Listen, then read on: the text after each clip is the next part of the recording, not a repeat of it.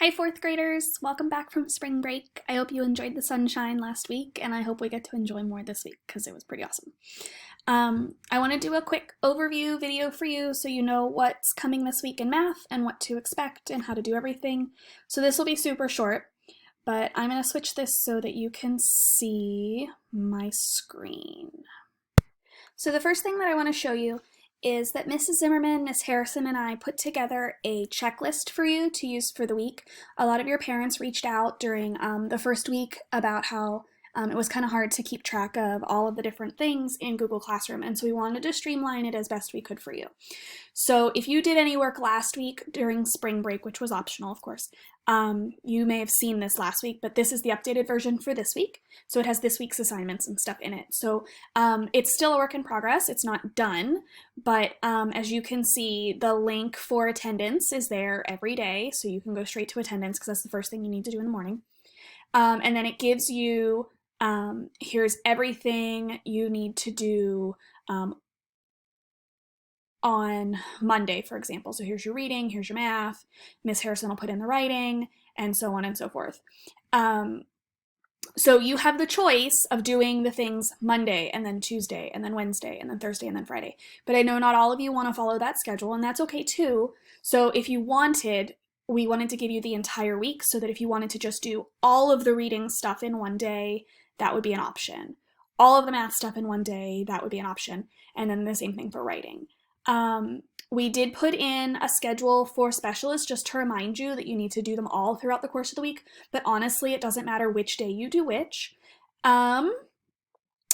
There's also reminders in there for doing your independent reading every day, practicing your multiplication and division facts every day, and doing iReady. So we put in iReady reading a few times a week, and then iReady math a few times a week so that you make sure that you get in your minutes for that. So that's what the checklist is, and when you log into your Google Classroom, it'll be here under the Start Here section.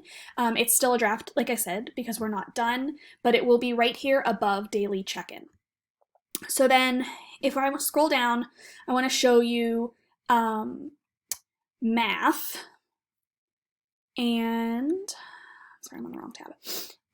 So in math this week, you have 5 parts. So you can do it as Monday, Tuesday, Wednesday, Thursday, Friday if you want, or like I said, you can chunk it and do it differently if you'd like. You just need to make sure that you do it in order. And that's really what I wanted the main point of this video to be, is you can do it however you want as long as you do it in order. So I broke it up, part 1, part 2, part 3, part 4, part 5. All of it will open so that you can see it all tomorrow, but don't jump around, okay? So for part 1, what you're going to do is you're going to watch the 2 Khan Academy videos and then do the Google Slides activity. A lot of the days this week have more than 1 video, but they're like 3 minutes or less each, so that's why I was comfortable giving you more than 1. The only day you only have 1 video is on Wednesday when it's my video, or part 3, and that's a longer video because I made it. I just made it 1 video instead of little chunks of videos. So you have 2 videos on Monday, but one of them is 3 minutes and one of them is 2 minutes. Same thing Tuesday, Thursday, and Friday. So the slides are the thing that you're going to turn in. So I want to show you what that looks like so that you know what to do with it. So when you open it, the first thing you're going to do is you're going to put your name here and your date there. So you would just click and highlight the question mark, hit backspace, and start typing your name and your date there, okay? Then just on each slide, you're going to follow the directions that are down here. If you can see where my mouse is, it says solve each problem, drag the pieces over the yellow boxes. So if I add 3 6 plus 1 sixth, that's going to be 4 sixths. So I would just drag it and put it there. Okay, I'm going to undo that because I don't want to give that one away to you. So that's how that slide works. Every slide's a little bit different. Some of them you're going to type in where the question marks are. Some of them you're going to drag and drop. On this one, you're going to add, and you're just going to, like you did on that first slide, highlight, type your answer. So 2 plus 9 is 11. We always keep the denominator. So my answer is 11/12. Okay. Same thing here. Now you're putting in your equation. So what is this? That is, looks like 2/3 plus 2/3 it looks like. So I gotta find another 2/3. Ugh. There it is. Now I have to make an improper fraction. So 2/3 plus 2/3 is 4/3. So pull that up there. And 4/3 is the same thing as 1 and 1/3. There it is. So you're dragging and dropping to finish the equations. Okay. Next slide, it kind of goes through step by step, like how you add it together and then you change it into a mixed number. Same thing here. It's already been added, it's 19/10. What would that be as a mixed number? Same thing, add them, put in the answer. When you see the question marks, that's how you know that's a slide that you're typing into. The question marks are always where you need to type. Okay, same thing here. This is a subtraction problem, so it's 5/5. Take away 4/5. What's left? 1/5. Same thing with subtracting fractions this time.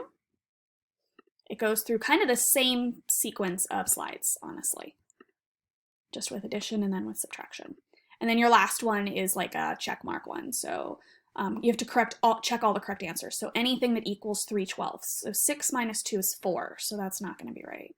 8 minus 5 is 3, so I would bring the check mark over like that.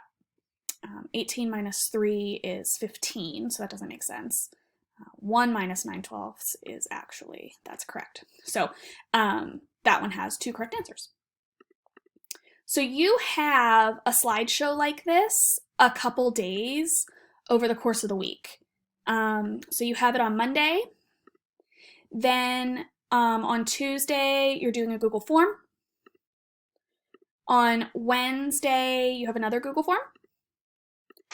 Thursday, or part 4, you have another slideshow. It looks the same, but it's different problems, so you'll need to turn that one in separately. And then you have another slideshow on Friday. You're not working on your fraction project at all this week. So because there was so much to get through, I didn't want to add the project on top of that. So I know that when you look at these, you see like 2 videos and a slideshow. That seems like a whole lot. That's only 5 minutes of videos. This is only 5 minutes. This is 5, 6, 9 minutes. That's the longest one. And then 5 minutes. So it's not a lot each day.